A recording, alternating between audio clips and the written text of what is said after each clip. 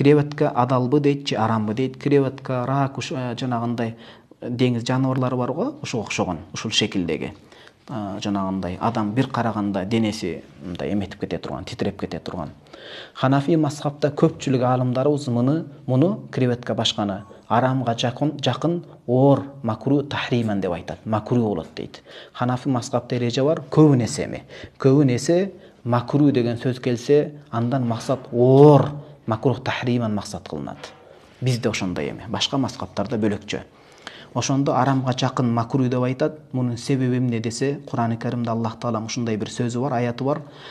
Huwallazi yuhillu lahumut tayyibat wa yuharrimu alayhimul khaba'is. Адамдарга гана туура келген, эң негизи анын ден соолугуна залалын келтирбеген таза нерсени гана адал кылган, адамдын табияты жийиркенип жактырбаган, анын ден соолугуна кедергисин тийгизе турган нерсени арам кылды дейт. Адам креветка башканы көргөндө көпчүлүк мындай кыжаалат болуп кетет да. Жөпкөнүп алгандар ал башка маселе. Бирок көбүнчө ошол нерселерди көргөндө кыжаалат болуп кетет. Ошол себептен биздики макру дейт. Көпчүлүк ханафи алымдар. Бирок кээ бир алымдар кийинки келген, мисалы, алардын бир Ахмад Ридохон деген чоң алым бар, Индиядан чыккан. Ал киши айтат, жок, бул нерсени жесе болот деп атайын ушул боюнча рисале эмгек жазып келет.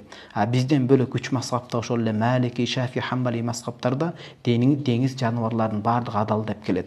Эми биз кандай кылабыз? Өзүбүздүн мазхабты колдон келишинче жакшы карманабыз. Анан кээде ар кандай учур болуп калат. Мисалы, сиз аял болуп туруп, ошо креветкага талгак болуп калсаңыз, же дарыгерлер ошону жегенде сизге керектүү витамин болот деп мындай кача албай турган катуу бир жагдай жаралып калса, анда жанагы аалымдардын сөзүн убактылуу алып турганга болот деп эскерилет.